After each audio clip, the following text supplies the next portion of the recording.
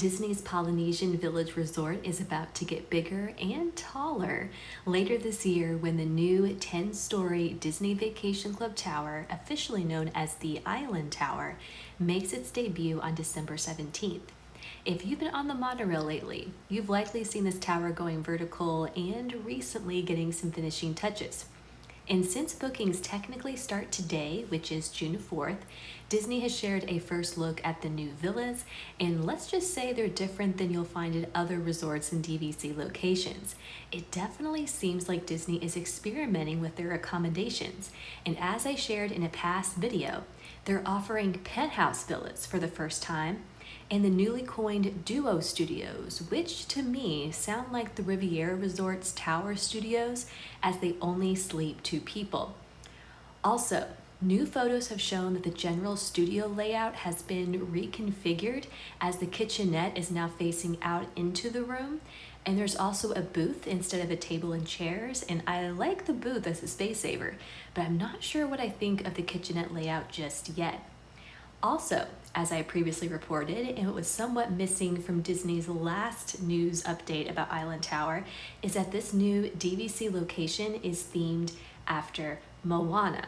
However, unlike the Moana rooms at the Polynesian Resort, the theming here is subtle and much more natural and nuanced. In fact, if I had to describe this location in a nutshell, I'd say it's as if Imagineering put an Adventureland Moana spin on the Riviera Resort, and I think I may be a fan. Today, Disney released a room tour and a walkthrough of both a studio villa and a 1-bedroom villa, and I really appreciated some of the thought and Disney details that were worked into elements of the room's design and decor. So for this video, I'm highlighting my 10 favorite newly revealed details, and hopefully you'll see why I'm feeling optimistic about the Polynesian Resort's Island Tower. Number 1, the carved manta ray. This is a callback to Moana's Grandma Tala. It includes various Polynesian symbols, including a sea turtle, which is symbolic for family, as well as Maui's magical fishhook, and in true Disney fashion, a hidden Mickey. Number 2, the castle artwork on the living room pull-down bed.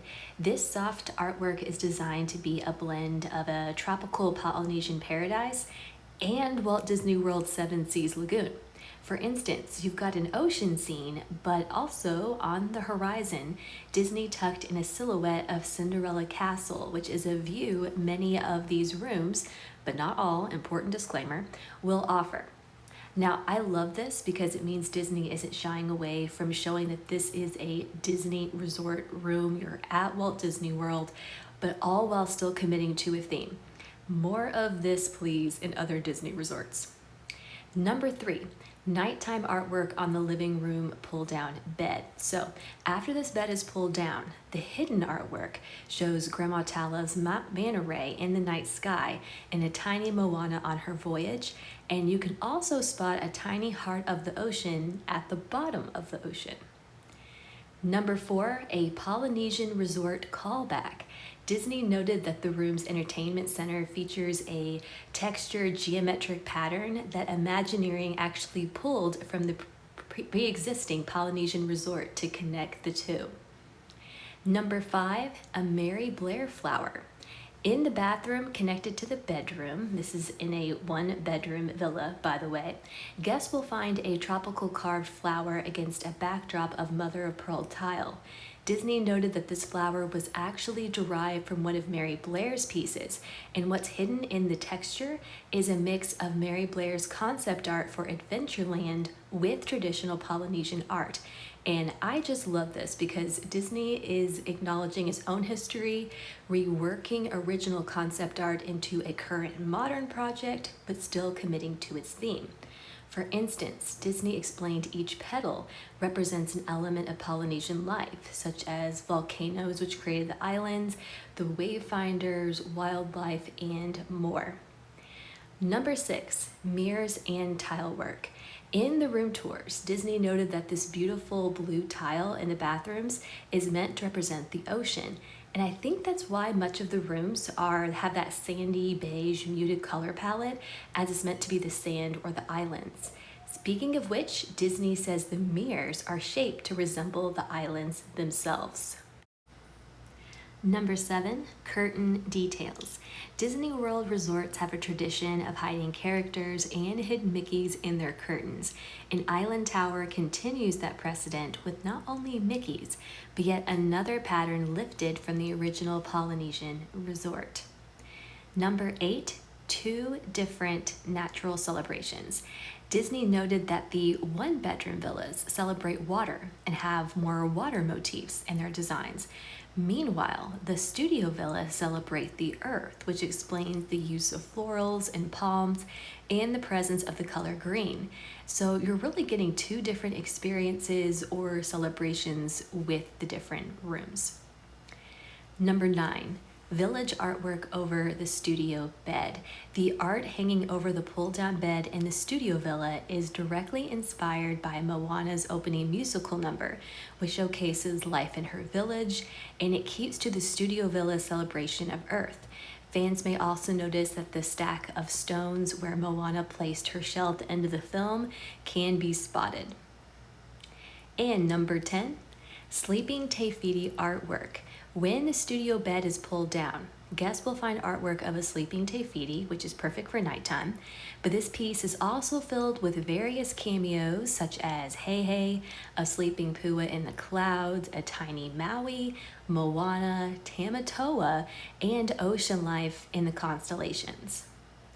So obviously a lot of thought went into the design of the Island Towers villas, and as I've been saying, I feel like they are perfectly balancing the Disney details with real-world culture and a luxurious, crowd-pleasing aesthetic that works for families as well as executives. My only question is whether these details may be a little bit too subtle, as I don't think I would have known or other guests would know about the Mary Blair flower, for instance, unless Disney would have told us. I'm definitely looking forward to seeing these in person for myself later this year. Now, you should know that the Island Tower is available now for booking, but only if you're a Disney Vacation Club member. But do note that the points-based reservations aren't available just yet. Meanwhile, tomorrow, June 5th, annual pass holders can start booking, followed by the general public on June 6th. I should also mention that there are rumors of a Moana attraction coming to Walt Disney World and likely the Magic Kingdom. When I have more evidence for that, I'll be sure to share, but in the meantime, I am curious as to whether the Moana theme for Island Tower is somehow connected to this possible future attraction, and if there are any clues hidden in the resort concerning this potential addition. It's also worth noting that Moana 2 releases in November, and maybe elements of that sequel will be present in this resort as well. I'm confident we'll hear more at D23 in August, but in the meantime, I think Island Tower is just the beginning of more Moana at Walt Disney World. If you enjoyed this video, found it informative, if you would, please consider liking and subscribing.